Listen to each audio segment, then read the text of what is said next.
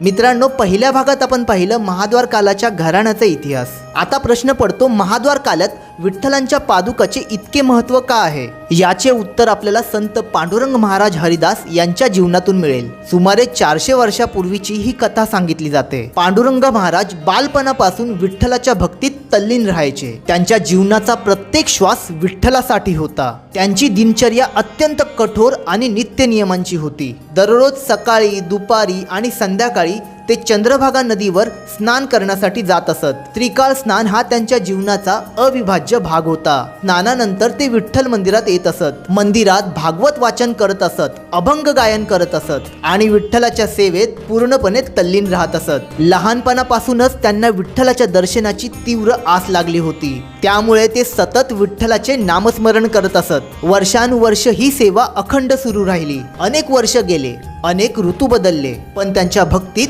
कधीही खंत पडला नाही। अशीच सेवा करता करता त्यांनी वयाची 70 गाठली। वृद्धपण आले, शरीर थकले, पण भक्ती मात्र थकली नाही।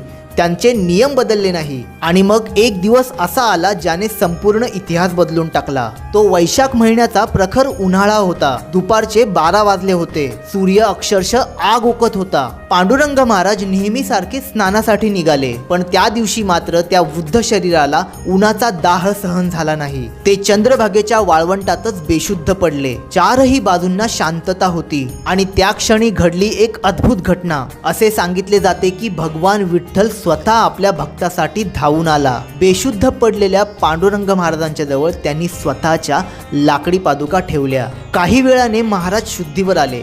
त्यांनी डोळे उघडले आणि त्यांच्या समोर त्या लाकडी पादुका पडलेल्या दिसल्या। त्यांनी आजूबाजूला पाहिलं, पण कोणीही नव्हतं। कडक उन्हाळा, त्यात आजूबाजूला कोणीही नाही आणि त्यात माझ्या समोर ह्या पादुका।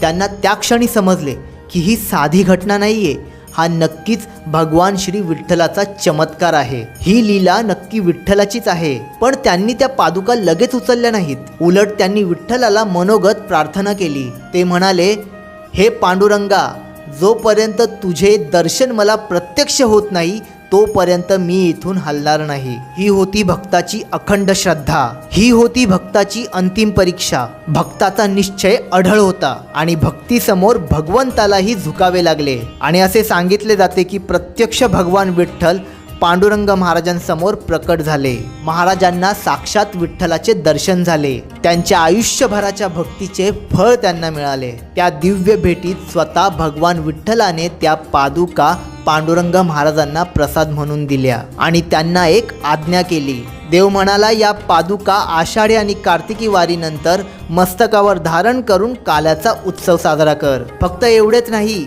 तर ही परंपरा पिढ्यानपिढ्या चालत राहील असा आशीर्वाद भगवान विठ्ठलाने त्यांना दिला। आणि तेव्हापासूनच महाद्वार काल्याची परंपरा सुरू झाली। वारकरी परंपरेत या घटनेला अत्यंत पवित्र मानले जाते। अनेक भक्त याला कलियुगातील एक अद्भुत चमत्कार मानतात। या कथेला आणखी एक आध्यात्मिक संदर्भ दिला जातो। असे सांगितले जाते की प्रत्येक युगात भगवंताने आपल्या लाडक्या भक्ताला पादुकांचा प्रसाद दिला आहे। त्रेता युगात भगवान श्रीरामाने भरतला पादुका दिल्या, द्वापार युगात श्रीकृष्णाने उद्धवाला पादुका दिल्या आणि कलियुगात विठ्ठलाने पांडुरंग महाराजांना पादुका दिल्या। यामुळे या पादुकांचे महत्त्व वारकरी संप्रदायात अत्यंत श्रेष्ठ मानले जाते। या पादुका केवळ लाकडी खडावा नाहीत, तर त्या विठ्ठलाच्या कृपेच्या प्रतीक मानल्या जातात। असे मानले जाते की या पादुका मस्तकावर ठेवताच भगवंत स्वतः भक्ताच्या अंतरंगात प्रवेश करतो आणि त्या माध्यमातून भक्तांना देवाचे दर्शन घडते। याच श्रद्धेतून महाद्वार काल्याची परंपरा आजपर्यंत अखंड सुरू आहे। 400 वर्षापासून हा उत्सव कधीही थांबलेला नाही आणि आजही हरिदास घराणे ही परंपरा अत्यंत निष्ठेने जपत आहेत।